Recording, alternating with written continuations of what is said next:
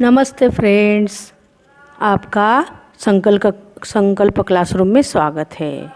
तो आज हम देखने वाले हैं इस वीडियो में हिंदी व्याकरण में आज हम देखने वाले हैं कहावतें। तो ये जो कहावतें होते हैं ये क्या है? कहावतें जो है तो बहुत सारी बड़ी बात कम शब्दों में कह सकते हैं हम। थोड़े से शब्दों में कहना, बहुत बड़ी बात कम से कम शब्दों में कहना। और ये जो कहावतें होते हैं वो क्या होते हैं? पीढ़ी दर पीढ़ी चलते रहते हैं, जनरेशन टू जनरेशन वह चलते ही रहते हैं। लोग उसको क्या करते हैं? सुनते हैं, सुनाते ही रहते हैं। बराबर है कि नहीं? उसको हम क्या कहते हैं? कहावतें। देखो अभी यहाँ पे पहली कहावत है, अर्धजल गगरी छलकत जाए। ये क्या है? छोटा सा मीनिंग है, अर्धजल गगरी छलकत जाए। अभी ये जो कहावत है उसका अर्थ क्या होता है? बहुत बड़ा होता है उसका अर्थ ऐसा होता है कि जिस व्यक्ति के पास कम ज्ञान होता है वह अपने आप को ज़्यादा विद्वान होने का दिखावा करता है। आता जाता तो ज़्यादा कुछ नहीं, समझता भी कुछ नहीं, लेकिन खुद को क्या करना? बहुत बड़ा आदमी समझना या बहुत बड़ा विद्वान समझना। इसे छोटे शब्दों में क्या कहा जाता है? तो अर्धजल गगरी छलकत जाए। ऐसा उसका ये कहावत रूढ़ हो गई। हाँ, तब से चल रही है। अगर मगर करना मतलब काम ना करने का बहाना करना। अगर हमें कुछ काम नहीं करना होता है, जो काम दिया है वो करना नहीं होता है, तो हम क्या करते हैं? अगर मगर करते हैं। मतलब क्या? कुछ ना कुछ काम न करने का बहाना ढूंढते हैं। अभी तीसरी कहावत देखो। वैसे तो बहुत सारी कहावतें हैं, उसमें से थोड़ी सी कहावतें यहाँ पे हमने ली है आपके लिए।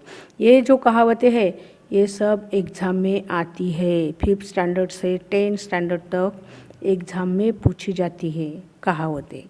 तो वही कहावतें थोड़ी बहुत उसमें से हम आज यहाँ पे ले रहे हैं। देखो अभी तीसरी कहावत आती है, आम खाने हैं या पेड़ गिनने हैं। आम खाने हैं या पेड़ गिनने हैं, इसका अर्थ होता है कि काम की बातें करे, व्यर्थ नहीं। तुझे क्या करना है? आम खाने से मतलब है या पेड़ गिनने से? काम से मतलब है ना, बाकी की बात जाने दे। यह क्या होता है? उसका अर्थ होता है। अभी नेक्स्ट देखो, आ बैल मुझे मार। ये क्या है? कहावत है। आ बैल मुझे मार मतलब जानबूझकर आपत्ति मोल लेना, जानबूझकर अपने आप के लिए खड्डा खोदना, आपत्ति मोल लेना, संकट मोल लेना, अपने ऊपर संकट को ओढ़ लेना, इसका ऐसा अर्थ होता है। आगे का देखो नेक्स्ट, अपने ही पैर पर कुल्हाड़ी मारना। अपने ही पैर पर कुल्हाड़ी मारना, इसका क्या अर्थ होता है? कि अपने हाथों से अपना बुरा करना। दूसरा कोई अपना बुरा करता है तो हमें कुछ नहीं लगता, लेकिन अगर अपने हाथ से अगर कुछ बुरा हो जाता है तो हम क्या करते हैं? ज़िंदगी भर पछताते हैं। उसे क्या कहते हैं? कौन सी कहावत है उसके लिए?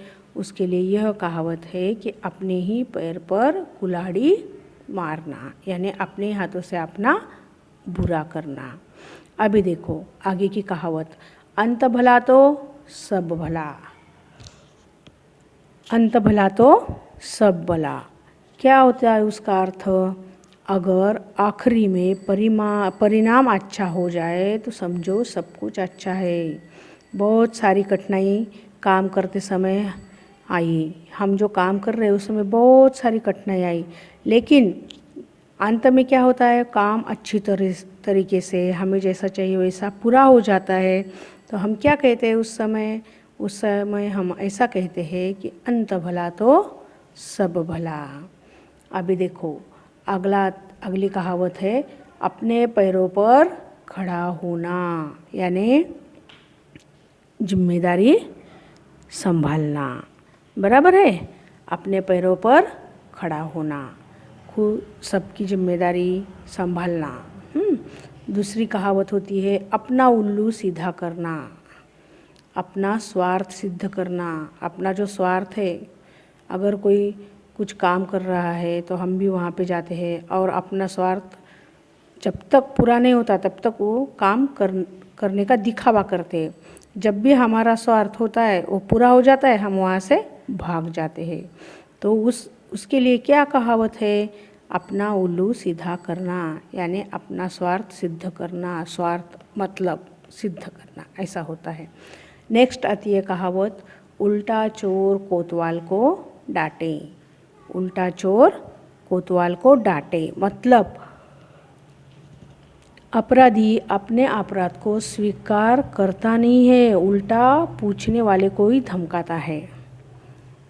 अपराधी जो रहता है, चोर जो रहता है, अगर वो पकड़ा जाए तो वो क्या कहता है, खुद को चोर मैं चोरी करने आया था ऐसा नहीं बोलता, उल्टा जिसने उसको पकड़ा दिया है पुलिस को, उसका वो क्या करता है, धमकाता है, या दूसरे कोई आदमी को धमकाता है। इसे क्या कहते हैं, उल्टा चोर कोतवाल को डांटे, यह कहावत है। आगे की कहावत देखो, प्यास लगने पर कुआं खोदना। प्यास लगने पर क्या है, कुआं खोदना। इसका अर्थ होता है आवश्यकता पड़ने पर काम करना, जब ज़रूरत हो तभी उस काम के लिए लग जाना। हाँ, पहले से कुछ करके रखना है क्या, नहीं। जब देखो अभी एग्ज़ाम नज़दीक आती है तो बच्चे क्या करते हैं, कुआं खोदते हैं, मतलब तभी से पढ़ाई शुरू कर देते हैं। पूरी साल भर पढ़ाई करते हैं क्या, नहीं करते हैं। तो एग्ज़ाम के टाइम पर ही वो क्या करते हैं, फिर रात दिन एक करते हैं और पढ़ाई करने को जुट जाते हैं। इसे क्या कहते हैं, प्यास लगने पर कुआं खोदना। आगे की कहावत आती है, आम के आम गुठलियों के दाम।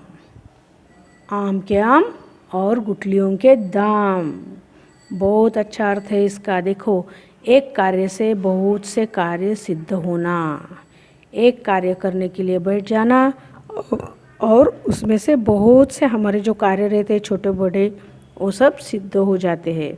उसे कहते हैं आम के आम और गुठलियों के दाम। आगे की कहावत है, आसमान फटना।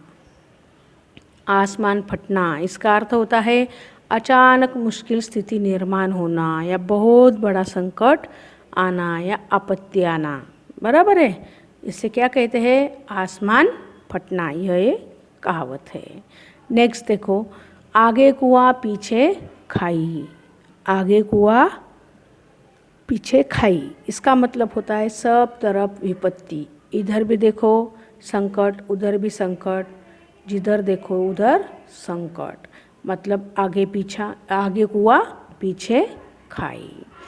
आगे की कहावत आती है, अंधों में काना राजा।